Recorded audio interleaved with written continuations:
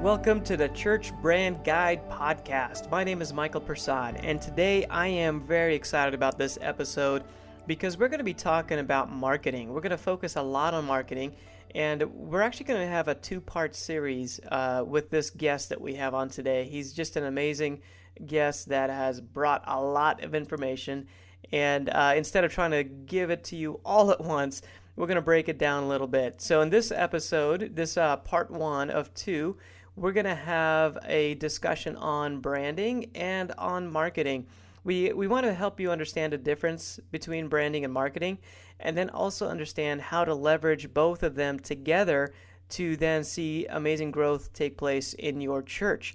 So we're talking with a guest. His name is Ryan Wakefield, and Ryan is a marketing expert. His background is in marketing. He has a degree in marketing and also has worked at a mega church, over 8,000 members at the time he was there. He's also worked with a church plant more recently. So he's been on both sides of the spectrum as far as churches go. The church plant has seen an incredible amount of growth, and Ryan has been running their marketing, and they've seen growth from when they started of about 40 people coming together to start the plant. And then just in recent weeks have been averaging over 1,000 people in less than 3 years. So Ryan is going to be sharing with us a lot of the marketing concepts that he's applied. So it's not only just theory and knowledge, but it's an application. He's seen this stuff in action. Ryan is about to launch a course called Church Marketing University, which is designed to teach church leaders and church creative people about marketing. So from top to bottom, Ryan walks through the different marketing concepts that are available for churches, everything from social media, print media, and how to make those things work together, videos, websites, covers just everything you could possibly think of. He's had a tremendous amount of experience with all these different types of marketing tactics, and he breaks down the principles and is able to do that in this course called Church Marketing University, which will be released very soon in the spring of 2016. So it's going to be an incredible thing. He shares a lot of knowledge with us on these podcast episodes, and that's why I said earlier we're going to break it down into two parts because there's just so much going on. So right now, let's get right to it, and let's talk with Ryan Wakefield. All right, I'm here today with Ryan Wakefield, and we're going to be getting into a bunch of different things. I feel this conversation can go in a lot of different directions, but we're going to keep it focused as much as we can on the big idea of marketing in the church world. So, Ryan, welcome to the podcast. It's great to be here. Yeah, can you just introduce yourself a little bit? I can't do it justice, so... Oh, my word. Can you... Yeah, sure. Well, currently working on a brand new solution for church leaders called Church Marketing University. And this journey really started almost 2 decades ago for me when I went to Bible college of all places at Evangel University, and went there as a Bible major and a marketing minor wanting to go into youth ministry. So if you were born 1980 or before, you probably remember a world in church world where you had like 4 options if you wanted to be called in the ministry. You could be like a lead pastor, associate pastor, kids, music, and youth. So that was kind of what you were limited to. Now the landscape has changed. So I felt called into youth ministry, went to Evangel, and then for some reason I really had an interest in business and marketing as well. And so at that time I thought, well, I'll minor in this, and my major will be in Bible. And when I would tell people that, I got the weirdest looks, like strange, like what? It just like didn't compute, the two worlds colliding.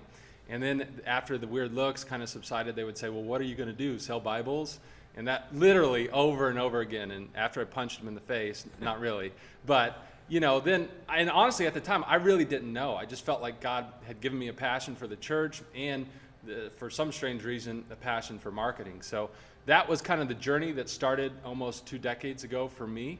And since that time, I've really tried my best to almost become a translator in terms of taking some of the principles you learn in marketing, in business, and saying, okay, how can we apply those over into the church world? And so that's what I've done for a number of years in a number of different ways. serving in local churches as a creative director, doing consulting across the country, specifically with like capital campaigns, and then now working as both a creative director, somewhat part church planter on a church planting team here in Kansas City, and doing a number of different things. One of those, the new endeavor being launching Church Marketing University. So that's kind of the last 20 years in a nutshell for me, and how I got to this point, and skipping over a lot, but that kind of gives you a little bit of an idea. Yeah, very good. I think we'll begin to unpack some of those parts of your background as we get into some of this stuff. So I've admired kind of what you've done with some of the churches that I've seen you work with. You even work with non-churches or other organizations that aren't necessarily churches, and the results are great. And the fact that you're able to teach, I think, is a great component to that too. So not only do you help the organizations, but you're able to help them understand kind of the why behind a lot of that stuff. And I think with church leaders especially, that's important to understand why. The why behind it's important. Why market? Why try to brand yourself? It's important to do it, but it's even more important, I think, to grab the why so that you do the right things. Yeah, sure.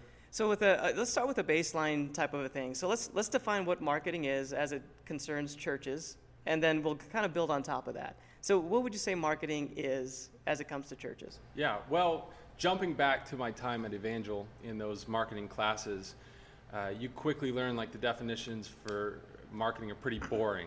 They're normally like something about delivering products, prices, services, determining promotions and placement, and quite honestly, back at that time, there was nothing really that in the class that even talked about the church world and how that interfaced with marketing. And so, I quickly started to think, okay, that's great, but I feel like God wants me to take this and translate it over into the church world. How can I do that? What does that look like? So for me, over the years, I've really come across or created somewhat 3 definitions of what I would consider is marketing that I think will totally change the mindset for church leaders and pastors. If you can think of marketing this way, you stop thinking as something secular and something that the business world does, and much more something like, okay, this is something the church needs to pay attention to. Like, this is, not only is it important, but it's actually vital to our vision.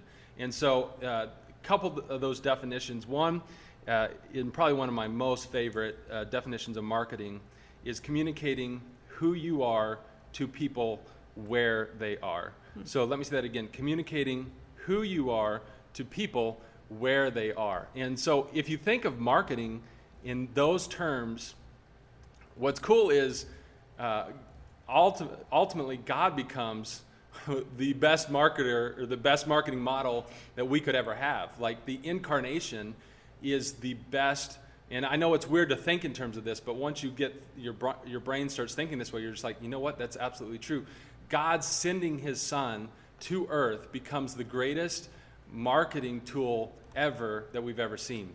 God communicating who he is to people where they are. Jesus coming to earth and fleshing out, here's what God looks like. Here's what the kingdom of God looks like, where people are living.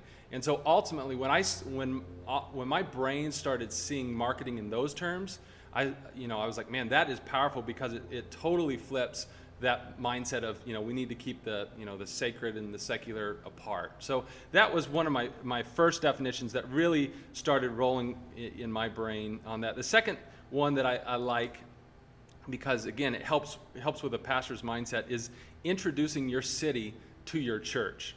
So this concept of like, hey, we've got a church here, but we also have a heart to reach our city, but there's the gap there. Okay, how do we bridge that gap? And I've got a pastor friend, Joel Triska, down in Dallas. He's in Deep Ellum, pastors a cool church there, and he wrote a blog post that maybe even a decade ago that has always challenged me with this idea of, we got to stop thinking like pastors and start thinking like missionaries. And when a missionary goes into their culture not thinking that they have it all figured out, but has to study their culture, go to school in the culture, learn the culture. And really, in order to reach cities, we kind of have to go to school on it. And that's where marketing can bridge that gap. It's almost like us thinking like missionaries. okay, how are we going to reach this culture, and what are we going to do? What systems are we going to put in place so that we are literally introducing our city to our church and ultimately our city to God? So that's a big endeavor, but it starts stretching a pastor's mind to think, okay, if we want to do that, we literally have to have the tools, we have to have a system in place in order to do that. And so I think that should be every church's goal, is at some point along the way we want to introduce the city to our church and ultimately the city to our God. And then lastly, as you can tell, I'm passionate about this, but the third definition is sharing your story in such a compelling way that it makes people want to be a part of it. So I love thinking in terms of marketing, in terms of story. So let me say that again. Sharing your story in such a compelling way that it makes people want to be a part of it. So we're talking now that marketing becomes this idea of story and shared story and inviting people along on an adventure. It's not about slick salesy tactics. It's not about slimy and trying to get people to not about manipulation, but it's literally like, here's the story of what God is doing in our church, in our lives, in people's lives in our church. Come be a part of this adventure. And the goal is ultimately getting people to join their stories with your story. And so it really changes the way we start thinking and talking about marketing.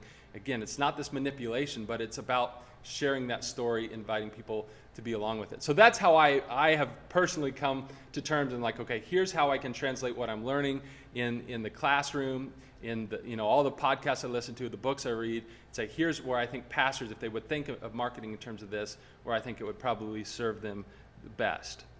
Yeah, that is really good. I think we kind of run into the same issues too when on the branding side. I guess maybe we can get into that a little bit. What's the difference between branding and then marketing?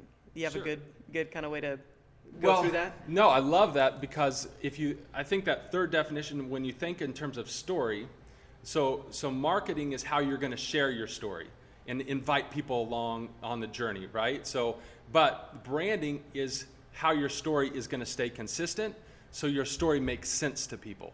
Because if we were reading a story, to our kids, and the main character was named, Fred in chapter 1, and in chapter 2 it's Sally, and in chapter 3 the main character went from being a guy to being a turtle, right? Now all of a sudden your story makes no sense. And you have no really compelling way to share that story because it's all over the map. So I think in branding is the consistency, it's the cohesion that makes your story make sense to people. So when they see your story in January and then they see your story again in July, they understand that's the same story, and you're starting a compelling reason for them to come be a part of it. So that's where I see branding as a crucial part of marketing and a part of that storytelling in this adventure. So that's kind of how I would say the two kind of fit together. And we could get in the specifics and what does that look like and how does a logo play into that, but you're kind of the branding expert, so what would your thoughts be on that? Just to say, I think in a lot of ways, if you can get your branding in place first, basically you define who you are first, then you're able to then put that out there so other people can see that. So I think having that clarity up front is something to fight for, and a lot of times it is a fight. You have to ask yourselves tough questions, like who are we trying to reach? And that's a tough one because everybody wants to say everyone. Right. But really, you should be wrestling with that. Like, who are we really good at reaching? And you need to wrestle through that. And, with the core group of people that are within the church and just figuring out exactly what you're going after. And I think there's a story in the Bible where Jesus, when he first came on the scene, so to speak, and he's calling his first disciples, he saw Peter and Andrew in the boat fishing. And he told them to basically cast the nets on the other side, and when they did it, they caught a bunch of fish. And then he says the phrase, follow me and I will make you fishers of men. And I think in a lot of ways, branding is a lot like fishing. And it's a lot like being a good fisherman. It takes a lot of skill. It takes the right tools, and it takes the knowledge on how to use those tools. And you have to know what kind of fish you're going after. Yep. So being able to identify the type of I guess in the church term, it's the type of audience that you want to try to go after. Figuring out who they are. What do they look like? What are their tendencies? What do they respond to? What are their pain points? different things like that, that just help you paint this picture of who the people are. And it's not just one person. It's probably, maybe it's 3, maybe it's 4, maybe it's 5 different people that you are just really, really good at reaching. So if you can build your brand and your vision around that and create this structure and this system that allows you to reach those types of people, then you're going to be effective like a fisherman who studies the type of fish he's trying to catch. Some fish are down low, some are up on the sides, and you've got to use the right type of tools. And I think as a church, you're able to unify a lot of people to then go after more fish, because as a church, you can fish as an individual, but as a church, you can unify people. You could do big events, you could do big gatherings, and every single Sunday there's a chance for many people to come together, and several people to come to the knowledge of Christ through your efforts. So it's like you're using a net. You're able to, instead of one hook, you're using a net in a way.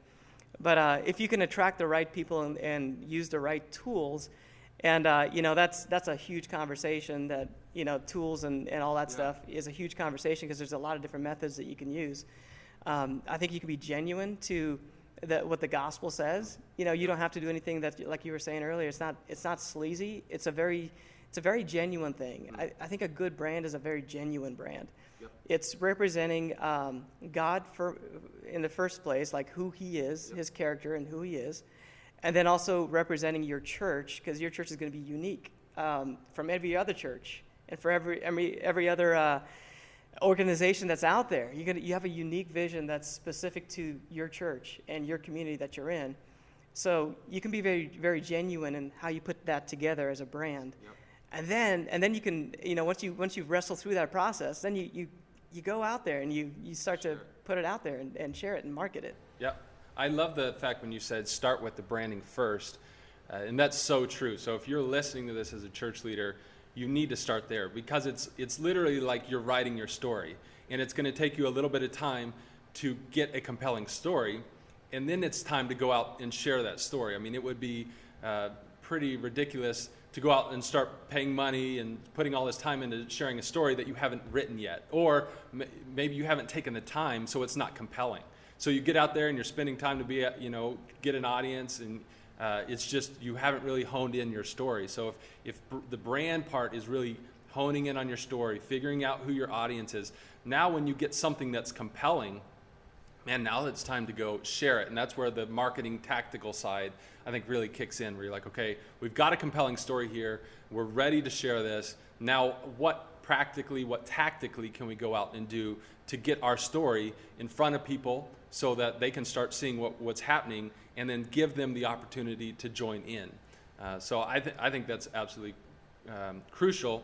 And I could geek out on fishing analogies. I know you probably didn't know this, but I am a little bit of a fishing fan. I'm probably one of the rare few that actually watches fishing on TV and follow the Bassmasters Classic. And so I could go all day on fishing, but we'll save that for our other podcast, Fishing in America.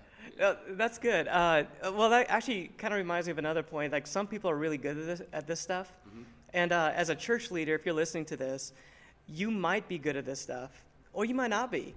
Especially if you're a pastor, a lead pastor, your gifting, your calling is going to be to present the gospel, for the most part, give or take. So you may or may not have the giftings to do something like what we're talking about today. You should learn about it, and you should begin to have the knowledge of how to do it, just so that you can get the right people in place that can help you do it, that are gifted at this stuff. And I think there's a reference in I believe it was Exodus chapter 31, where Moses is leading the masses, and God told him to build a tabernacle, and He gave Moses like all these instructions. Here's what you got to do. I'm not a theologian, but everything meant something. It represented God in some way, and it was supposed to be like the nicest materials, and everything like that. But then God told him to get somebody to help him out, because Moses is not gifted at crafting and all this stuff. He's the leader of the people. So you got this guy named Bezalel, and Bezalel was gifted, and he was a craftsman, and the Bible talks about he was gifted in all these different areas. So then he was the guy that executed all the plans that God had given to Moses. And he did it with skill, and he actually got a team together. Aholiab was his kind of companion. So the Bible actually talks about this, in a more specific way than we might think, where it talks about, hey, as a church leader, you can surround yourself with people that are very gifted at this stuff. Yeah. And God wants to be represented very well in the community. So you have to be intentional to do that, and you've got to be skillful to do that. And there could be a leader listening that's like, okay, I get that, but why? Why do I really need to do this? I mean, it isn't, if I preach the gospel, and won't God just bring whoever needs to be here? And I love what you were saying in like your fishing analogy was, the fish didn't just jump in the boat. There was instructions on how to fish. There were tools given to catch the fish. And I think in our own journey at Summit Park Church, we're a church 2.5 years old, and in the last 4 months alone, we've seen over 150 people make decisions to follow Christ. And when we do surveys, we send them an email survey and ask them questions like, okay, how did you hear about the church? And it's cool to see all these people who are committing their life to Christ say, I got a mailer, I saw it on Facebook, or I did a Google search, or I saw your signage, out and about in the community. And you just think, God is using these tools to bring people. So if you're a leader, you're thinking, why do I need to pay attention to this? The reason why is because of the Great Commission. This is a tool in order to invite people along on the story and to be able to share about God. Because your preaching may be great, but if people don't know about your church, then how are they ever going to come hear the gospel? We see that throughout Paul's writings. Somebody's got to go and tell them. And going back to the missionary idea, marketing is a way in our culture, in American culture, how we go and tell them. I was listening, I remember in this formative stage of thinking and marketing and at Evangel University, listening to Bill Hybels. I could geek out on Bill Hybels' leadership lessons as well, and used to get his CD monthly, and I remember him talking about the competition. What is the church's competition? I was like, okay, that's a marketing concept here. Okay, Bill, what are you going to say? And he's like, well, it's not First Methodist down the church. It's not First Baptist. A church's competition is people's any alternative use of time than coming to church is now your competition. So literally, our competition is, all the television shows out there, movies, the spending time at the park or baseball game. So we're literally competing against businesses and organizations for people's time and attention that are spending millions of dollars on marketing to get them. So thinking like a missionary, we have to understand where our culture's out. What is our understanding of what makes people make decisions to then turn into behavior? And so part of that, I think it's our responsibility as missionaries to our cultures to understand this realm. What are people doing to make decisions? We're never going to be able to compete, nor should we, maybe against $1 million budgets. But the church world has something to offer that, the Royals here in Kansas City can't offer people.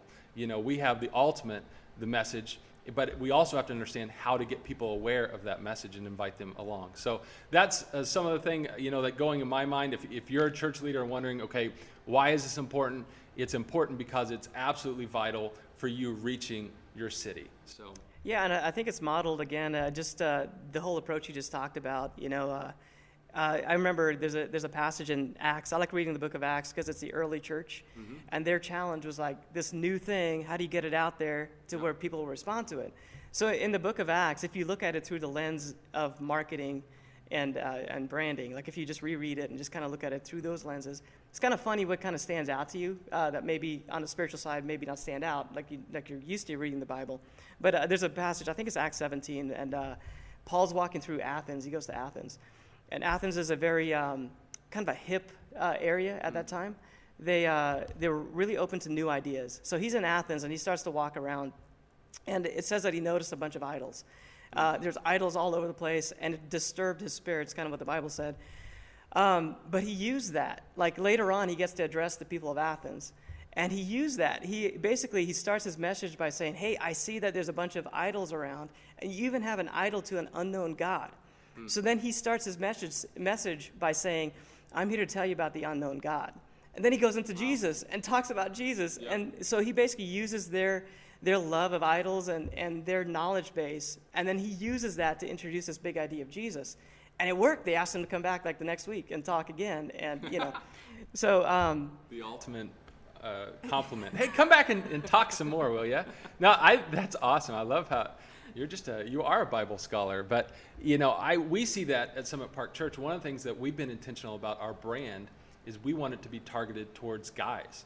We want guys to love coming to church, because what we've noticed in our culture is a lot of times the wife or girlfriend comes, but the guy's like, I don't want to have anything to do with church. So we wanted to intentionally set out to target men, that they would love coming to church. And so we hear that all the time. In my small group, we have a family coming that says, we started coming because this is a church that Matt likes.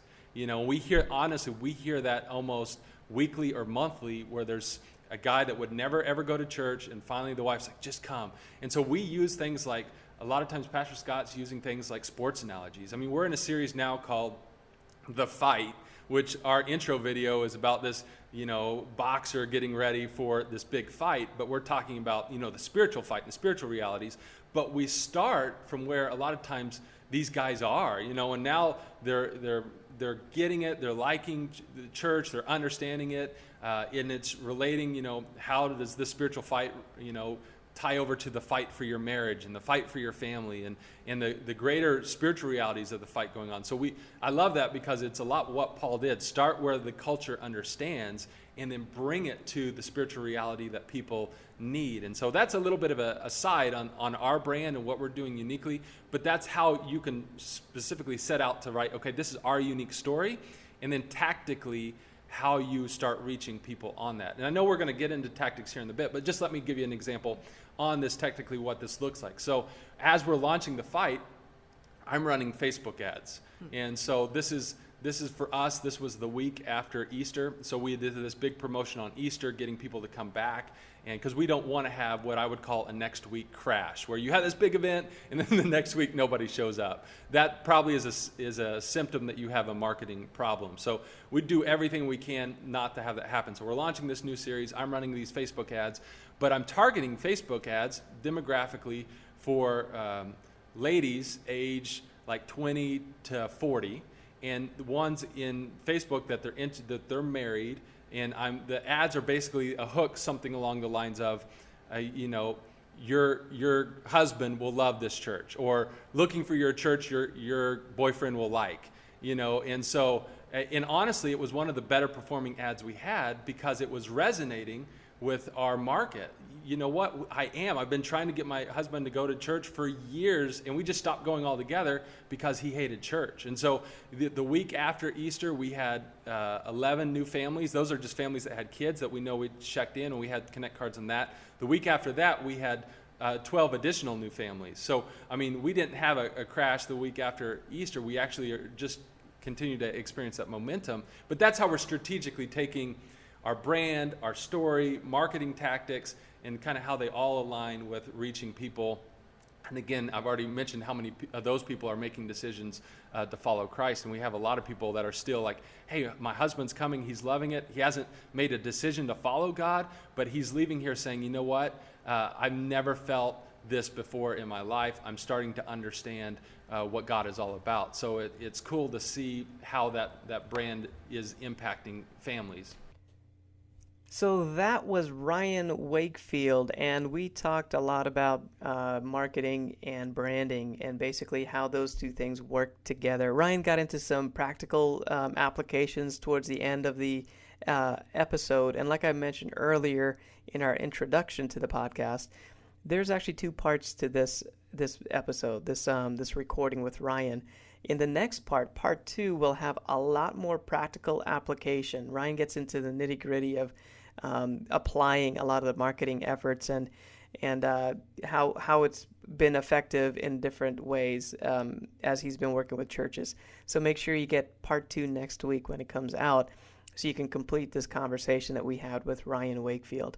So I hope you got a lot out of this episode. I hope it's something that inspires you, that maybe brings some clarity, and also drives you further to get your church into a good position branding-wise and also marketing-wise, so that you can get your inner core established, the who you are established and written down, the vision, and get that in place, and then begin to go beyond the walls with that to reach as many people as you can possibly reach with that message. One of the things I love to do on our podcast is to share a book, a resource that will help you as a church, a way to think differently. So one of the things I do is I present to you an idea outside of the church world. Many times it's outside of the church world. And the book today is called Delivering Happiness, A Path to Profits, Passion, and Purpose. And this book is about Zappos. It's the Zappos story. If you don't know what Zappos is, basically it's a company that's started by selling shoes online.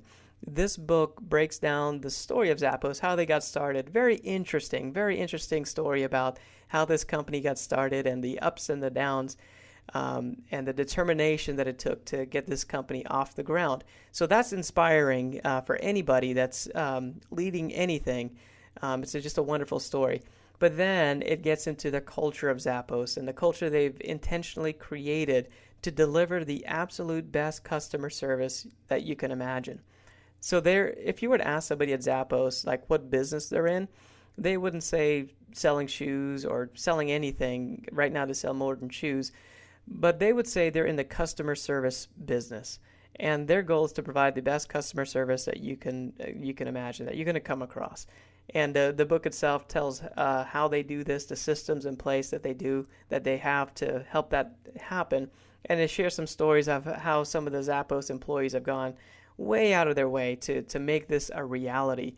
It's very inspirational, especially for a church leader, because churches are really in the same business. We're in the business of customer service, and it sounds weird to say it, but the truth is when somebody comes to your church and they visit, we're supposed to make them feel welcome and help them feel like they belong. And that's kind of what customer service is. You know, you go out of your way to help somebody feel like they belong and to serve them. And in the church, we should be the best at doing this. So I think this book is a great inspiration. It gives some very practical ideas on how you can make this happen, how you can develop a culture of customer service. Or I shouldn't say customer, because I think it might throw some people off, but just a culture of service within your church organization so that you can really touch people where they are. So, can somebody find where the nursery is? Can somebody find where the bathrooms are? Do you have a system in place? Are they welcomed well? Are they allowed to feel comfortable and then approach somebody when they're ready? There's just different things that you can do as a church to help people feel welcomed in your church. And I think this book will help you think about that, especially from a different perspective. So the book itself is called Delivering Happiness, and it's the Zappos story. So make sure you check it out. I think it's just going to help you to think a little differently. So we are also going to have a resource that Ryan will provide to help score your marketing efforts. And Ryan's going to provide this as a free download. So make sure you visit the blog and check out that free download. It's a PDF that you can take this quiz on, and it's going to help you to rate your church and see where you're at on your marketing efforts. You can find that resource on the blog at churchbrandguide.com. Hey, one thing to mention is that we would really appreciate if you rated the podcast on iTunes and leave a comment for us. We will read every single one of them. We want to improve and be better at what we're doing so we can provide some great value for churches. So please take a moment to subscribe, to rate the podcast, and to leave a comment. Just really would appreciate that. Thanks again for joining us this week. You can also join us on Instagram and Facebook, and I'll see you next time.